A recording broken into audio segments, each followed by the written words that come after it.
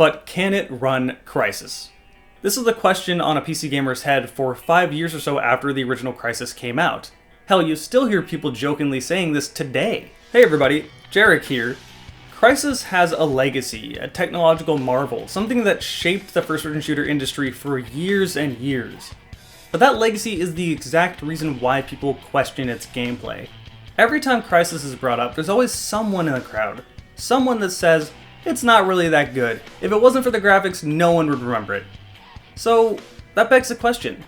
How good was Crysis really? I think I have a fairly reasonable opinion about the original Crysis. I thought it was a good game, not necessarily one of the best shooters I had ever played, but it definitely did look beautiful. That said, the last time I had played Crysis was 10 years or so ago, before Battlefield 3 even came out. So I decided to stream through both Crysis and its expansion to not only see how it holds up today, but to try to get an idea of how it would hold up back then. I know the whole point of this video is to see how the gameplay holds up, but come on, it's Crysis, we have to talk about the graphics for a little bit. To say Crysis was a monumental leap forward in the video game space would be an understatement. This game released in 2007.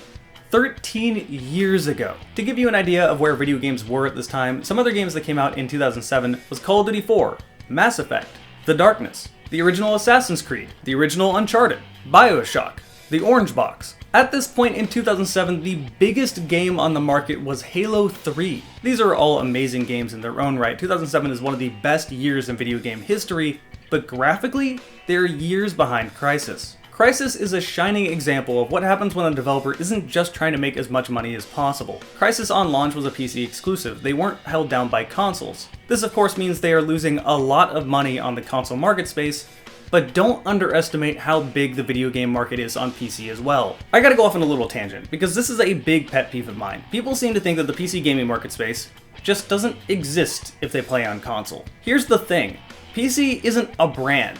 It's technology that anyone can use. There's no company like Microsoft or Sony or Nintendo pushing it, so if you're not in that bubble, you don't hear about anything happening on PC. The PC gaming market is still worth billions upon billions of dollars. This is more a case of people staying in their own bubble, hearing nothing about something else, and then just assuming it's not a big deal. And we'll never really know how big PC gaming is, because a lot of it is digital sales that we don't get the numbers from. Obviously, the console gaming space is bigger than the PC market space, but to say the PC market space is small is not correct. My point here is that if they wanted to make as much money as possible, they wouldn't make it a console exclusive, they would make it a third-party game released on all platforms. And PC is a very important platform to maximize your revenue. Anyway, Crytek had very little limitations. Since they weren't releasing on console, they could do whatever they wanted within the confines of the PC marketplace. The result is a great product that did have some consequences. The obvious one is that they lost out on sales that they would have gotten from consoles, but consoles could not handle Crysis to begin with. They did later try to port it to console, but these ports were pretty bad. They simply could not handle the game. The second consequence is that nothing could run this game well. My mind is still trained to think that when that jet flies by in the opening cutscene, my frame rate is going to drop to 10 to 15 frames, even though I can run at cap 60 FPS 1440p with plenty of resources left nowadays. That's the impact Crysis had. You wanted to make it look as good as you can, and you put up with all of the downsides of its stuttering, of your computer not really being able to run it well. When the game first came out, I only ran it on medium with a few settings set to high. But still, even at these settings, it looked far better than anything else. A lot of the reason for its poor performance is because Crytek tried to future-proof the game. However, their information on where CPUs would end up in the future wasn't necessarily very correct, so on computers even today, you'll get some stuttering. But damn, did that not stop it from being incredibly influential. Every game wanted to be Crysis after Crysis. Games like Far Cry 2 had features like trees growing back in real time. There was no reason to use resources to do this, and you would never even notice it when you were playing the game. But Crysis had things like that. They did it. Why can't we? And to Crysis's merit, a lot of this stuff affects the gameplay in ways that improve the game. Shooting through bushes and seeing leaves and branches falling down, being able to shoot down entire trees, having this actually be simulated instead of just animations, it's impressive stuff for 2007. I mean, think about it, what was the second best looking game of 2007? Call of Duty 4, maybe? Again, the game technologically was revolutionary. If you want to know more about this sort of an impact Crysis left, Digital Foundry made a fantastic video of it. They're far more qualified to talk about this than I am, so I would highly recommend you to go watch that video. There's a lot more information over there. And since you're watching a video on Crysis, you probably care about graphics. I hear you and I know what you're about to say. This whole video is supposed to be about the gameplay and how it holds up, not the graphics. Here's the thing though. Graphics do make gameplay better. It's always annoyed me when people say, oh, it's the gameplay that matters. That's what makes the game. The graphics don't matter, gameplay matters. But this is just false. Of course, gameplay is incredibly important, but good gameplay with great graphics makes for a better game than great gameplay with shitty graphics. In no world does having at least a good visual art style not improve your game. Good graphics are a good thing to the gameplay. And as I briefly touched up upon, having everything being simulated around you really helps gunfights. But there is way more to talk about with Crysis than just the graphics, so let's move on. You play as Nomad, a part of Raptor Team. Raptor Team is equipped with high-tech nanosuits that effectively turn you into Superman. You have armor mode allowing you to shrug off bullets, you have speed mode that makes you faster, you have a rechargeable cloak, and you have the strength mode which will let you jump higher and stabilize your shots. Alongside Nomad, you have Aztec, Jester, Psycho, and team lead Prophet. North Koreans have taken over an island in the Pacific and abducted some American scientists. It is your job to rescue these scientists. All this plays out pretty normally, fighting the North Koreans for a while until, oh fuck, there are aliens! The first time I played this game, this was a genuine surprise. I didn't know this was a thing that existed in Crysis at all. I managed to not get spoiled before I played the game. This reveal is fantastic. Floating around in this weird, forgotten alien ship, you're suddenly thrusted into 0G with enemies that you haven't fought yet. And this is a good 5 hours into the game. It's a fantastic twist, and at this point on, the game becomes a massive clusterfuck between you fighting the North Koreans and the aliens. It's not really clear who the bigger threat is at this point. There's a lot more to talk about when it comes to the story, but I'll leave it at that and let you play it on your own. I mainly want to talk about the gameplay. As stated before, the technological advancements really did help the gameplay when it came to the original Crysis. People advertise this game as an open world game, but I don't think that's quite accurate. It's not as open world as the Far Cry games we know today, but it's definitely nowhere near as linear as games like, say, Half-Life or Fear. This is more of a sandbox game. You have a lot of freedom, but it loads chunks of levels at a time. The game has a very clear direction you should go. Each level that is loaded has an objective, and you can approach it in any way you want to, but once you get to that objective and the next level loads, you can't backtrack. It's not like it's just an open island. This is fine though, it gives you an objective and it still gives the player tons of freedom to do that in any way they want. The best analog would be, to no one's surprise, the original Far Cry, which was also made by Crytek. In fact, Crysis is really Far Cry 1's spiritual successor. Crytek really did learn from their mistakes in Far Cry 1. Far Cry 1 is a good game, but it's not flawless by any means, and Crysis is a big step forward. Having more freedom and more interactability with the world around you is always a fun experience. The first thing most of us did when we dropped into the island in Crysis 1 was just pick up a turtle and throw him back into the ocean. If you want to, you can just go pick up any of the animals in this game, or you can shoot down trees, you can just kind of fuck around in any way you want. Look at my cock. And yes, our old frog glitch friend is still a thing. Actually, I don't want a frog. Go home. Oh. Most of the time though, you're going to be fighting Koreans with your standard weapons.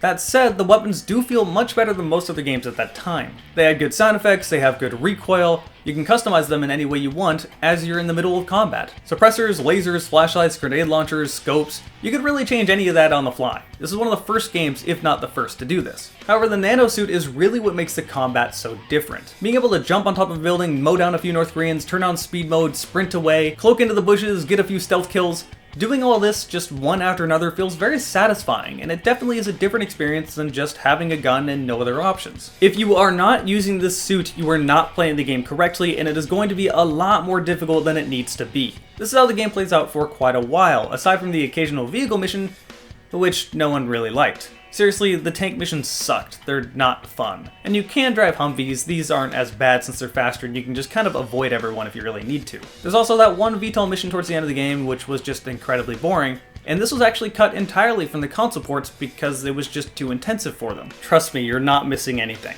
But really the main shakeup to the combat were the aliens. And this is the part that everyone seemed to have a problem with. The aliens just weren't fun to fight compared to the North Koreans. I felt that way too. When I first played the game, I remember distinctly not liking fighting these aliens. But something weird happened. When I played this game today, I didn't really have a problem with them. They weren't frustrating, and I was enjoying the game almost as much as I was enjoying it when I was fighting the North Koreans. Still never quite to the height of being in that 0G ship or whatever it was. But it wasn't awful, at least until you get to the last level, which is considerably more linear, a lot of waiting around listening to people talking, and then a bullshit final boss.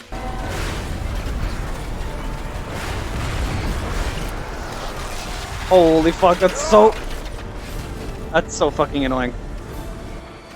That's incredibly annoying. Now you can enjoy getting stunlocked in your favorite game. Fuck this boss. This sucks. This whole level feels incredibly rushed and really wasn't enjoyable. With that said, it was about the only time in the entire game where I just wasn't having fun. I had a lot of fun with the rest of the game, more so today than I did back then. I think the problem is that back in 2007, I was a lot more interested in playing Call of Duty 4's new, at the time, innovative multiplayer. And I was even more interested in playing Halo 3's massive multiplayer. Halo 3 is still the main shooter of that decade. I'm not going to say my interest changed, because I still find Halo and Call of Duty to be a lot of fun, but my interests are not so much so fixated on just that sort of multiplayer experience. It was new at the time, that's what I really wanted. Nowadays though, it's not new. I've played that. I still enjoy it, but Crysis is an experience I can appreciate more. Not more than those games, I still like Halo more, but just more in general, you get my point. But I still have one more thing to talk about, and that is Crysis Warhead, where I had the complete opposite experience. I remember liking Crysis Warhead more than the base game when I first played it all those years ago. Is that the same now?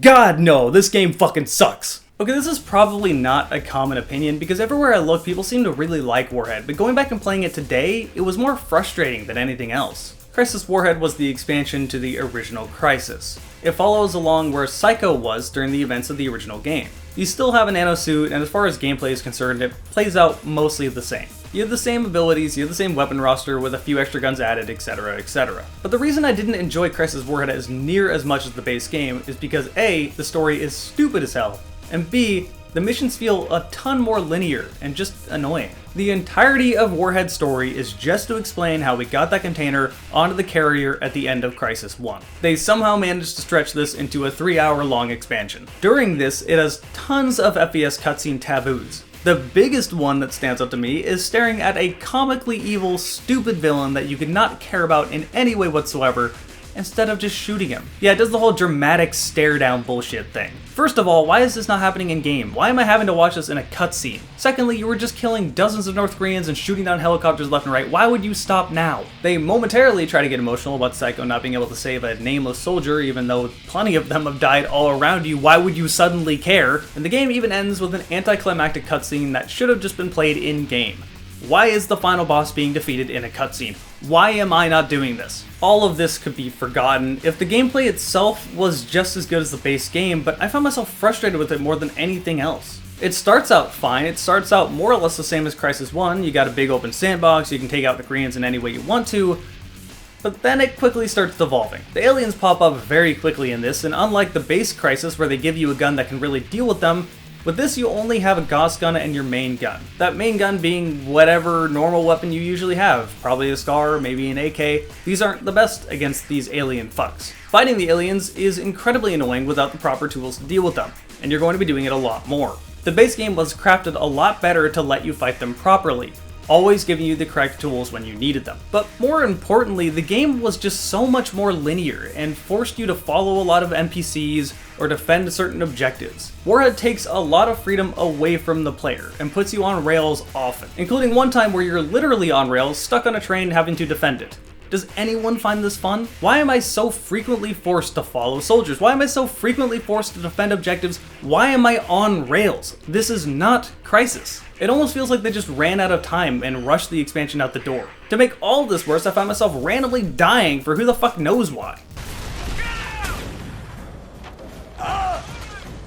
What? I'm sorry? What bullshit was that? What bullshit was that?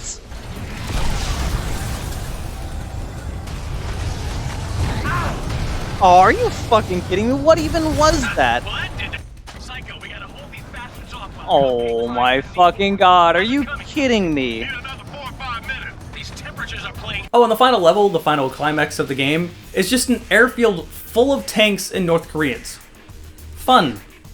Can I at least have a bunch of rocket launchers to deal with them? No? Oh, okay. Yeah, this level sucks. It's very bizarre that my experience about Crysis 1 and Crysis Warhead completely flip-flopped. I remember liking Crysis Warhead and being kind of indifferent about the original Crysis, having fun with it but not thinking much more. But nowadays, I really enjoyed Crysis 1 and think that it deserves all the legacy it has, whereas I don't understand why people thought Crysis Warhead was that good. But that can be kind of forgiven because it's just an expansion. People generally don't remember the expansions as much as the base game. And that loops back to the original question. How good was Crysis really? Well, I'm sorry to anyone that seems to think that Crysis is just a thing because it graphically looks pretty. People remember Crysis well because it's a good game. The combat is fun, the story is easy to follow, and the graphics only enhance the game's experience. As I said, it has a legacy for a reason, and that legacy is not only the graphics. The gameplay is also fantastic. It is one of the best games of the late 2000s. At least, if you could run it. But that about sums up everything I wanted to say about the original Crysis and Crysis Warhead. I hope you guys have enjoyed this video. I had a lot of fun when I streamed it over on Twitch. My Twitch is twitch.tv/JaredForGamingDragon. If you subscribe, you get to see my videos ahead of time. A lot of people subscribed last stream. Thanks all of you guys for your support, and I'll see you next video.